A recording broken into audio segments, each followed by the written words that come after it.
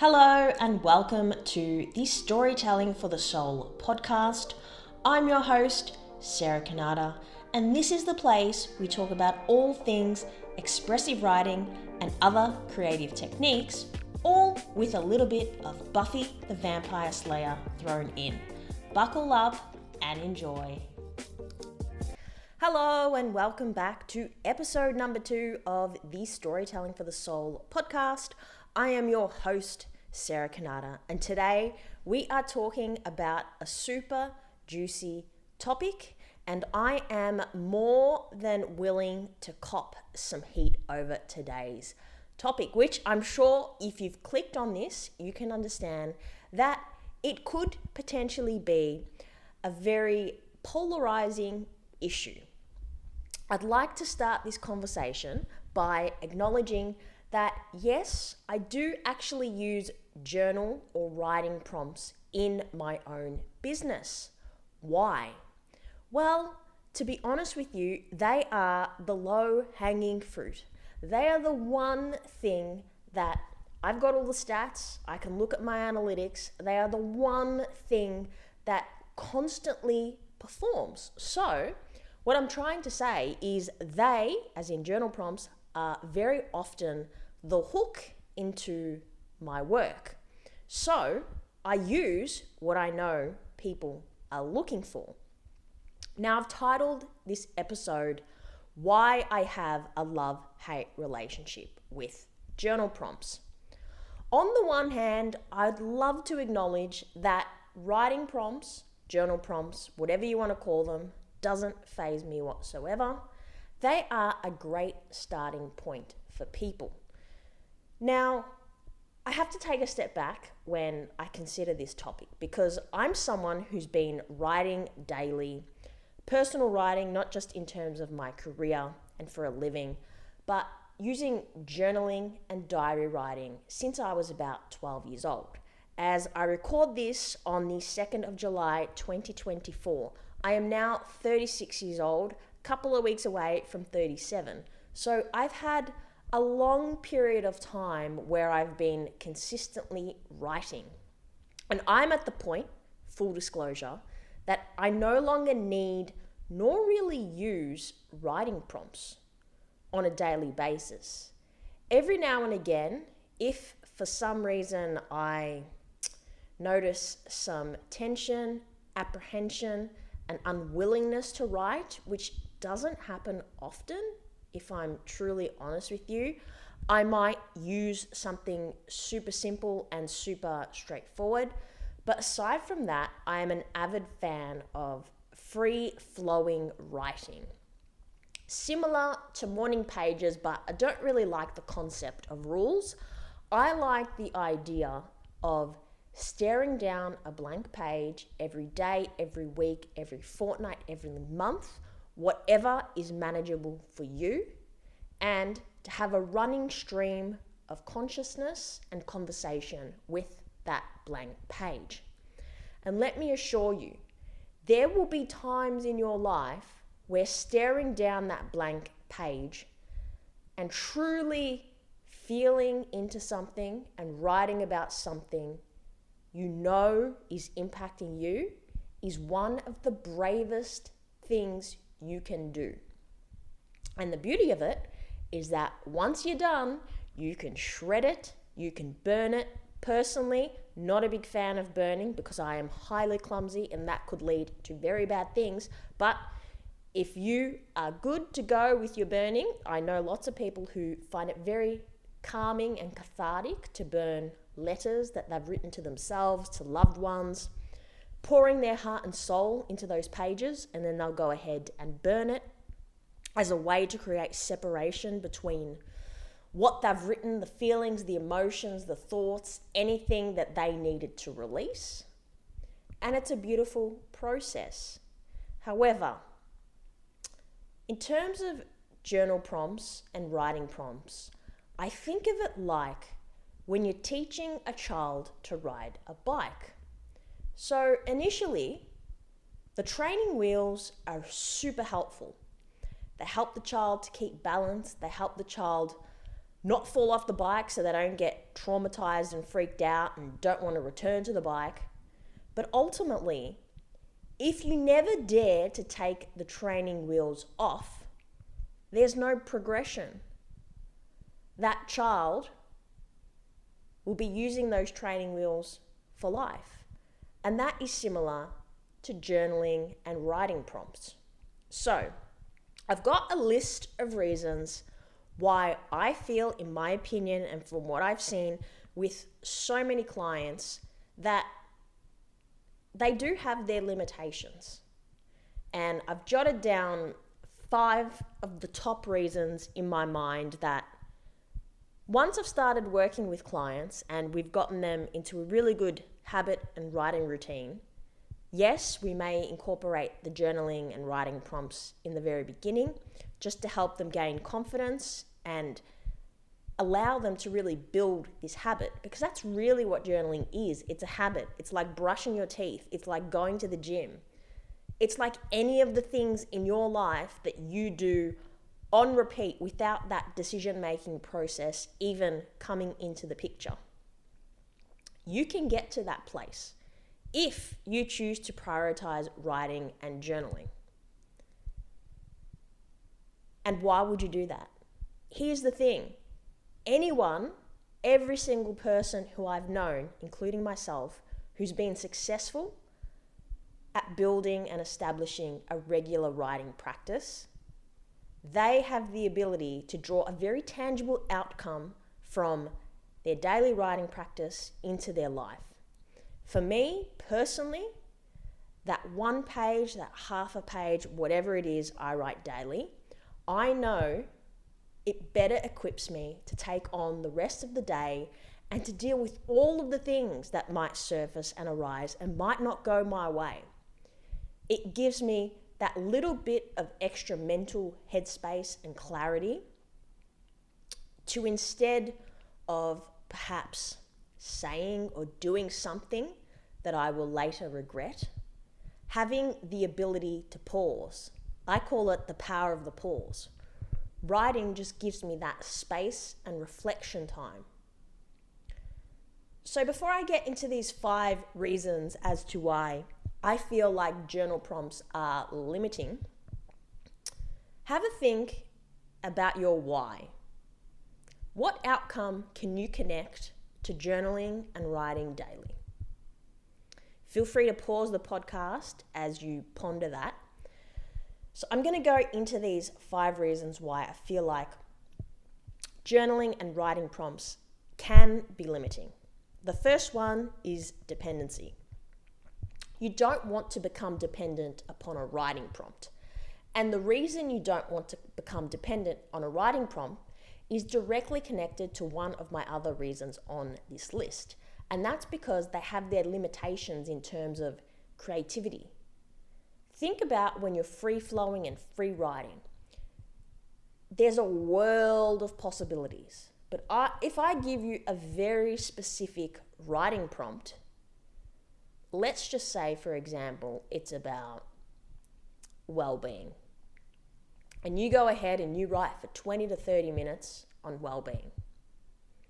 But the thing is, on that particular day, if you were just given the opportunity to write up against a black page, well-being wouldn't have been your focus at all. Because actually, what you're really worried about is the difficult conversation you know you have to have with your boss. And that's been playing on your mind and keeping you up all night. In that instance, it's pretty clear to me that actually what would have served you better is to write about that upcoming conversation, perhaps jot down some lines that you can have handy to say, think through what might happen. Most importantly, feel into your physical body from the neck down and feel into the emotions surfacing for you. Because this is a core part of my teaching. We are not just brain dumping. This is not an out-of-body experience. At all times with our writing, we are maintaining a connection with our body, not just the mind. Can't get rid of the mind. There's no getting rid of the mind.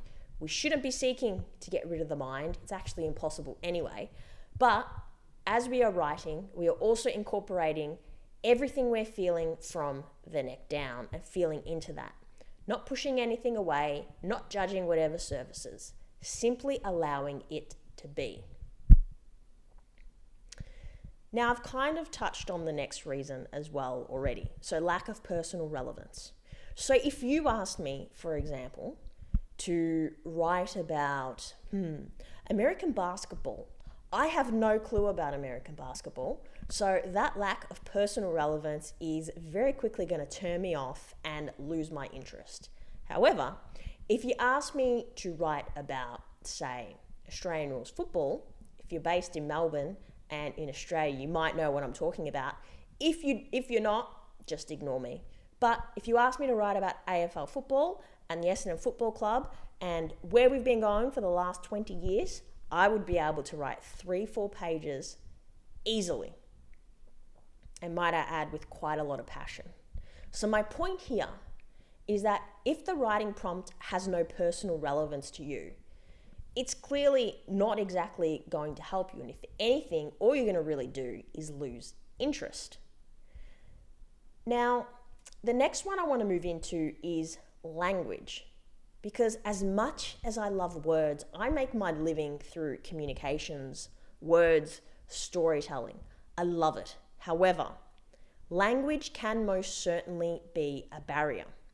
Let me give you a really good example of this. So, as part of my teachings, because of how I teach writing, depending upon what a person is exploring, this is deep work. This is not surface level work. This is the kind of work where unintentionally we may become triggered. And what I mean by triggered is touch on a point where all of a sudden our nervous system is in a state of overwhelm. So we're feeling all of the feelings of fight, flight, or freeze. Everyone is different. In terms of nervous system states, there is no one state. It's a case of blended states at all times. And this is how often anxiety and excitement seem similar, but they're slightly different. Now, don't quote me on this because I don't believe there's actually any science to back this up. But one of my mentors actually said that the difference between anxiety and excitement is that when you're anxious, there's no safety. When you're excited, you've got all the feelings of anxiety, whatever that is for you.